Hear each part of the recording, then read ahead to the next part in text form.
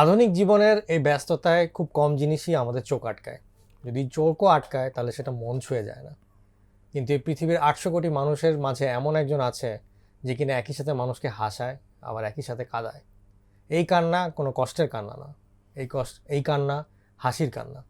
এবং এই কান্না যিনি আমাদের সবাইকে উপহার দিচ্ছেন তার নাম হচ্ছে লিওনেল মেসি। মানে একই সাথে একই ওয়ার্ল্ড কাপে হ্যাটট্রিক এবং সেখানে তার পরের ম্যাচেই 2 গোল করে ইতিহাসের সর্বোচ্চ গোলদাতা হয়ে যাওয়া ওয়ার্ল্ড কাপে চারটিখানি কোনো কথা নয়।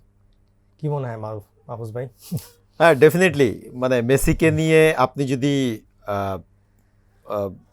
পোস্টমর্টেম করতে যান যে মেসির বেড়ে ওঠা, মেসির এই পর্যন্ত আসা, সেখানে আপনি অনেকগুলো ধাপ পাবেন, অনেকগুলো অ্যাঙ্গেল পাবেন। এবং সেই যাত্রায় আর্জেন্টিনা থেকে বার্সেলোনা, সেখান থেকে তার পেছনে তো হচ্ছে গিয়ে একটা দীর্ঘ শ্রম বার্সেলোনার আছে, এবং সে সেই মর্যাদাটুকু সেই ক্লাবকেও দিয়েছে। সব কিছু মিলে তার এই পর্যন্ত আসার পিছনে আমার মনে হয় যে তার যেই ধাক্কাগুলো তিনি তার জীবনের শুরুর দিকে খেয়েছেন, সেখান থেকে তিনি বাস্তবতা দেখেছেন, সেখান থেকে এখন এসে মানসিকভাবে তিনি অনেক শক্ত। 39 বছর বয়স, ও খুব সম্ভবত 2-1 দিনের মধ্যেই তার জন্মদিন। একজন ফুটবলারকে আপনি অনেকভাবেই দেখতে পারেন। তার একজন ফুটবলারের বাম পা, যেটা নিয়ে অনেক ধরনের কথা হয়, সবচেয়ে বেশি বিমা করা যে পায়ের, তার ফুটবল বুটস, গিয়ার্স, কিংবা তিনি যেই ট্যাটু করেন, সেগুলো নিয়েও চর্চা হয়। কিন্তু তার বাইরে আপনি যদি মেসিকে এবারের ওয়ার্ল্ড কাপে দেখেন, লাস্ট ওয়ার্ল্ড কাপেই মনে হয়েছিল কাতার বিশ্বকাপটাই তার শেষ ওয়ার্ল্ড কাপ। কারণ কাতার বিশ্বকাপে তিনি যেই মুডে ছিলেন, যেই ফর্মে ছিলেন, কিংবা যেই শেপে ছিলেন, আমার কাছে মনে হয়েছে এবারের ওয়ার্ল্ড কাপে তিনি এর চাইতে বেটার শেপে আছেন। এবং তার যেই হচ্ছে গিয়ে এখন ম্যাচ রিডিং মেন্টালিটি, ম্যাচিউরিটি, সেটা আমার মনে হয়েছে কাতার বিশ্বকাপের চেয়ে হচ্ছে গিয়ে অনেক অনেক বেশি। এবার আসি যদি হচ্ছে গিয়ে এবারের ওয়ার্ল্ড কাপে তিনি অলমোস্ট 5টি গোল করেছেন, এবং অস্ট্রিয়ার সাথে ম্যাচে যদি তিনি আরেকটি গোল করে ফেলতে পারতেন তাহলে বিশ্বকাপের রেকর্ড হতো যে back to back hat trick.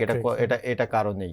So তিনি অনেকগুলো স্টেজে নিজেকে ছাড়িয়ে যাওয়ার সুযোগ পেয়েছেন এবং হয়তো পাবেন। আপনি যদি এই ম্যাচে মেসিকে দেখেন, আমি একটু মেসিকে এইবারের ওয়ার্ল্ড কাপে আর্জেন্টিনা দলের ফ্রেমে একটু অন্যভাবে দেখতে চাই। আপনি যদি দেখেন মেসিকে কেন্দ্র করেই কিন্তু হচ্ছে গিয়ে আর্জেন্টিনা, এবং পুরো ফরমেশন 4-4-2 ফরমেশন, তিনি ডান পাশ থেকে খেলবেন।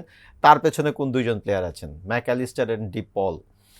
এখন ম্যাকঅ্যালিস্টার এবং ডি পল খুব স্ট্রং ফুটবল মানসিকতা সম্পন্ন ফুটবলার। তাদের ফিজিক্যাল অ্যাডভান্টেজ তারা পায়, এবং তাদের মোটামুটি হচ্ছে গিয়ে মুভমেন্ট ক্যাপাসিটি অনেক অনেক বেটার। মেসি এই ম্যাচে খুবই সারপ্রাইজিংলি আগের ম্যাচেও অপোনেন্টের বক্সে অনলি 9টি বল টাচ করেছিলেন, এই ম্যাচে অনলি 8টি বল টাচ করেছেন। সে ইনভলভ হচ্ছে কম, যখন প্রয়োজন শুধু তখনই যাচ্ছে। এবং আরো একটা বিষয়, মেসি কিন্তু হচ্ছে গিয়ে সে বুঝতে পারছে, মানে স্কালোনি বুঝতে পারছে যে 39 বছর বয়স, তার আসলে ব্যাটেলটা হবে হচ্ছে গিয়ে 19 থেকে 25 বছর বয়সী ডিফেন্ডারদের সঙ্গে।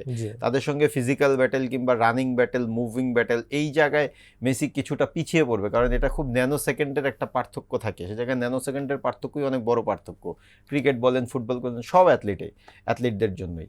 তো এই জায়গায় মেসিকে কিন্তু হচ্ছে গিয়ে খুব তার মাসেলগুলোকে খুব রিল্যাক্স দিয়ে, তাকে খুব বেশি রান মেক না করিয়ে, তাকে পজিশনাল ওয়াইজ খেলিয়ে এবং তাকে স্পেস ক্রিয়েট করে খেলাচ্ছেন স্ক্যালোনি। আপনি যদি লাস্ট ম্যাচের তার গোল দেখেন, তিনি ম্যাকঅ্যালিস্টার খুব সম্ভবত একটা বড় পাস দিলেন, এবং এমন জায়গায় পাস দিলেন তার আগে 6 জন ফুটবলার হচ্ছে অপোনেন্টের বক্সের পাশে। এখন অপোনেন্টের ডিফেন্ডাররা 8 জন ফুটবলার যদি হচ্ছে গিয়ে কাকে ধরবেন, তো মেসিকে যদি 3 জন গার্ড দিয়ে রাখে, তিনি বাম সাইডটা হচ্ছে গিয়ে একটা ক্লিয়ার করে একটা বাঁকানো শটে গোল দিয়ে দিয়েছেন। খুবই দেখতে সহজ। এবং এই ম্যাচে আপনি যদি দেখেন, তিনি প্রথম গোলটা যে দিয়েছেন, মরিনা খুব সম্ভবত ওভারলেপ করে একদম অপোনেন্টের বক্সে এসে গেছে, এবং সেখানে মেসি অনেক দূরে ছিল। তিনি যেখান থেকে আস্তে আস্তে পেনাল্টি বক্সের কাছে যাচ্ছেন, এটা অপোনেন্টের ডিফেন্ডাররা কিংবা মিডফিল্ডাররা মনে করছেন যে এখান থেকে একটা কাউন্টার হওয়ার সম্ভাবনা আছে, কাউন্টার হলে তারা একটা গোল পেতে পারে, মানে এটা 50-50 চান্স। ম্যাচে ওই ধরনের সিচুয়েশনে আপনি রিড করাটা ভেরি ডিফিকাল্ট, যে এখানে আপনার সামনে মেসি আছে, অপোনেন্টের মিডফিল্ডার কিংবা স্ট্রাইকার ভাবছে এখানে মেসি আছে, কিন্তু তাকে থামানোর জন্য তো আরও 3 জন প্লেয়ার সামনে আছে।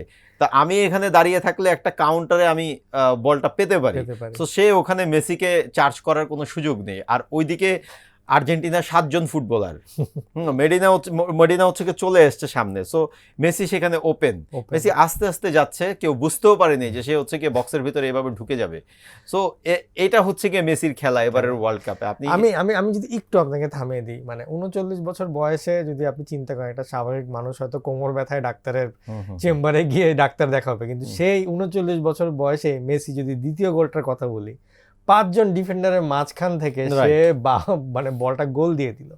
মানে এই বয়সেও মানে ওই মানে এনার্জি বা ক্ষুধাটা যে এইসবের মধ্য দিয়েও গোলটা বের করতে হবে, মানে এই চিন্তাটাই তো ধরেন যে কিভাবে এই লেভেলের প্রফেশনাল প্লেয়ার আসে। মানে আমরা বয়স্ক কিন্তু রোনালদো আছে, কিন্তু রোনালদোর খেলার ধরন চেঞ্জ হয়ে গেছে, কিন্তু মেসি কিন্তু সে হয়তো 90 মিনিট সেই খেলাটা না দিলেও তার সেই পুরানো খেলাটাই সে 5 মিনিট দিচ্ছে, এই 5 মিনিটেই কিন্তু আর্জেন্টিনা খেলাটা বার করে নিয়ে চলে আসছে। ফুটবলটাই কিন্তু এমন, আপনি আমার চেয়ে খুব ভালো বুঝবেন যে হচ্ছে 90 মিনিটস কিন্তু একটা ফুটবলার দৌড়ায় না, একটা ফুটবলারের পায়ে 90 মিনিটস বলও থাকে না।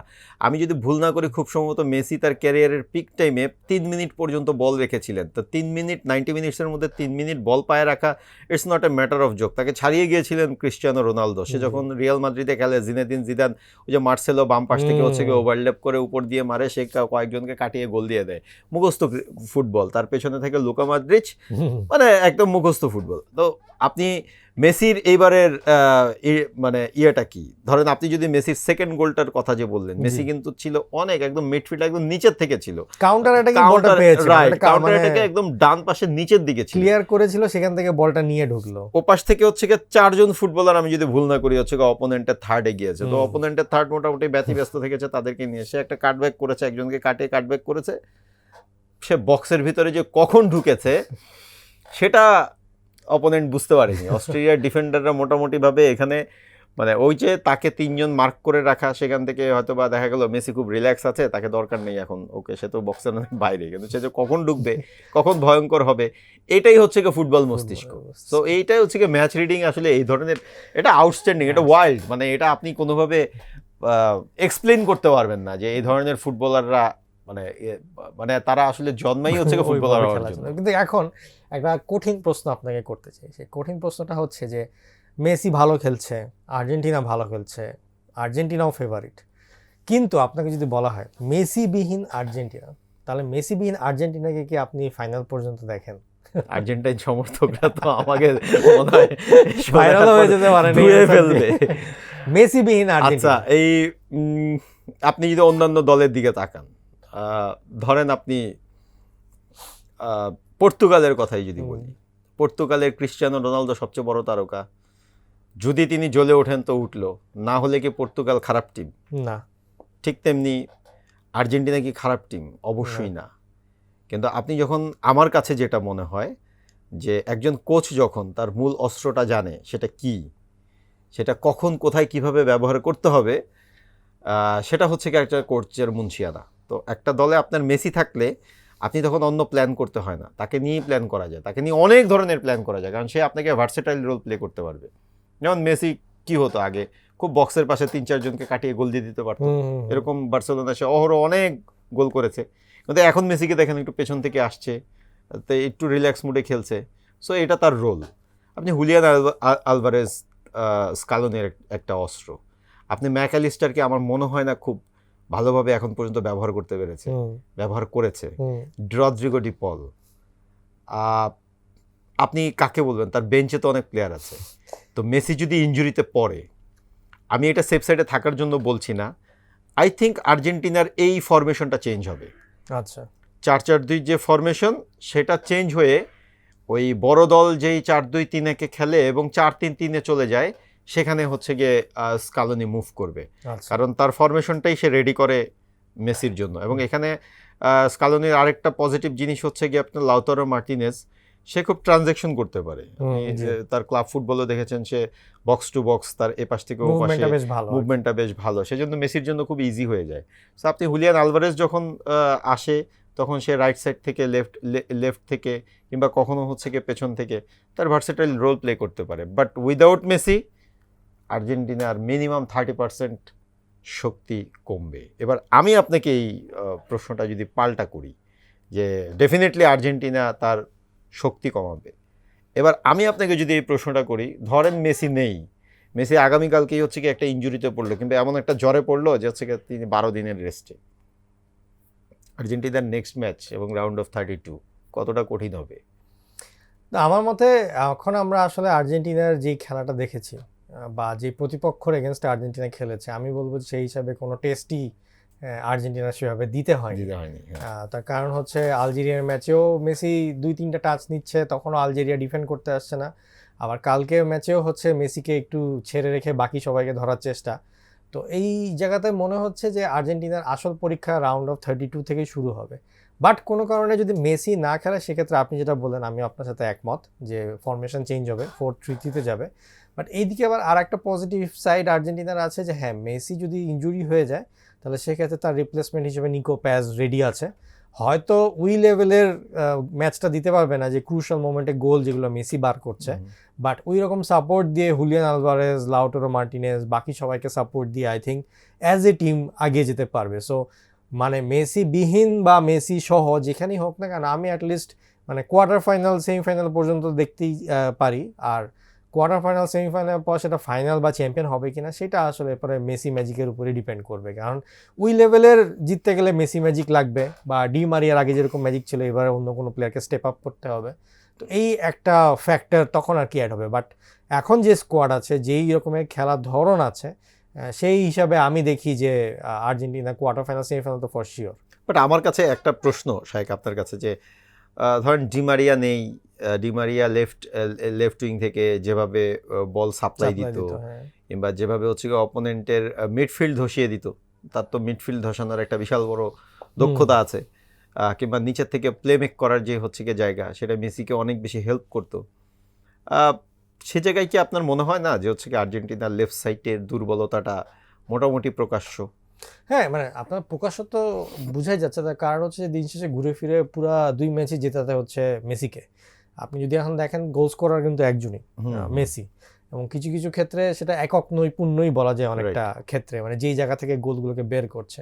সো ওই রকমভাবে ইম্প্যাক্ট যে রাখাটা, এটা কিন্তু এখন পর্যন্ত অন্য কোনো টিমমেটদের কাছ থেকে দেখা যাচ্ছে না। হয়তো সেন্টার ব্যাকের কাছ থেকে দেখা যাচ্ছে, কারণ তারা গোল খাচ্ছে না। হয়তো ডিফেন্সিভ মিডফিল্ডারদের একটা দক্ষতা আছে যার কারণে তারা কন্ট্রোলটা আনতে পারছে মিডফিল্ডে। কিন্তু অ্যাটাকিং থার্ডে মেসিকে ওই যেটা আমি এই কারণে আমরা ভয়টা পাচ্ছি যে মেসি যদি না থাকে তাহলে কি হবে। তো কারণটা হচ্ছে বাকি কাউকে আমরা স্টেপ আপ করতে দেখছি না, ফিনিশ করতে দেখছি না, বা এমন কোনো মোমেন্ট ক্রিয়েট করতে দেখছি না যে যেখানে আমরা মেসিকে ভুলে যাব। কারণ আমাকে দিন শেষে মনে রাখতে হবে যে ওয়ার্ল্ড কাপ জিততে হলে আর্জেন্টিনাকে জিততে হবে, শুধু মেসিকে ওয়ার্ল্ড কাপ জিতলেই হবে না, আর্জেন্টিনাকে জিততে হবে। এর জন্য বাকি 10 জনকেও আসলে পারফর্ম করতে হবে, যেটা কিনা এখন এই মুহূর্তে অ্যাবসেন্ট। বাট অ্যাবসেন্ট থাকলে আমি বলবো যে লাকি আর্জেন্টিনা এই ক্ষেত্রে, যে গ্রুপটা তুলনামূলক সহজ পড়েছে। অন্যান্য গ্রুপে যেরকম সবার অনেক কঠিন কঠিন প্রতিপক্ষ পাচ্ছে, সেই তুলনায় আমি বলবো অনেক মানে কম শক্তি দলগুলোর সাথেই পেয়েছে। এবং নেক্সট ম্যাচও যেটা আছে আমার কাছে মনে হয় না সেটা এখন আর খুব একটা বেশি ইম্প্যাক্ট ক্রিয়েট করবে, কারণ আর্জেন্টিনা অলরেডি 2 ম্যাচ জিতে বলা যায় গ্রুপ চ্যাম্পিয়নই হবে। নেক্সট ম্যাচে যেটা হবে, হয়তো যারা কিনা সাবস্টিটিউট বেঞ্চে আছে তাদেরকে খেলিয়ে মেসিকে কি একটু মানে আমার মতে রেস্ট দিবে। আমার মতে নেক্সট ম্যাচে একটু রেস্ট দিবে, নিকো প্যাসকে ফুল টাইম খেলানোর চেষ্টা করবে। যদি খুব প্রয়োজন পড়ে তাহলে নেক্সট ম্যাচে হয়তো 70 মিনিটের পরে আমরা মেসিকে দেখতে পারি। বাট নেক্সট ম্যাচে মেসিকে খেলানোটাই এক ধরনের ভুল হবে আমার বলে মনে হয়। তার কারণ হচ্ছে যে আপনি জানেন যে আপনি আপনার এই গ্রুপে এই মুহূর্তে আর কেউ আসলে মানে জেতার সেই মতো প্রতিপক্ষ নেই যাদের এগেইনস্টে পয়েন্ট লুজ করা যায়। তো সেই হিসাবে I think now it's a very good equation for Argentina and Messi to take some rest আর go for the round of 32. কনসার্নের জায়গা ওইটাই, যদি মেসি না থাকে তাহলে